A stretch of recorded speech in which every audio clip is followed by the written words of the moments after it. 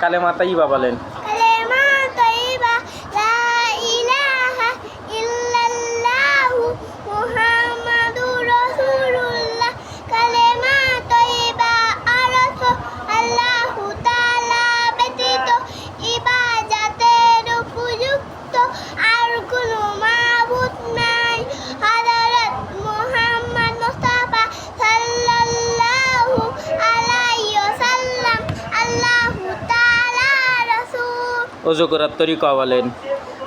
অজু করার তরিকা, অজুতে নিয়ত করা সুন্নাত, অজুর শুরুতে বিছানা পড়া সুন্নাত, দুই হাতের কবজি সহ তিনবার ধোয়া সুন্নাত, তিনবার মেসাব করা সুন্নাত, তিনবার কুলি করা সুন্নাত, তিনবার নাকে পানি দেওয়া সুন্নাত, সমস্ত মুখ তিনবার ধোয়া সুন্নাত। আচ্ছা, এক কথায় এখন উত্তর দিবেন, আমি বলবো আপনি উত্তর দিবেন। হ্যাঁ বলেন, তিনবার বিসমিল্লাহ, তিনবার কুলি করা কি?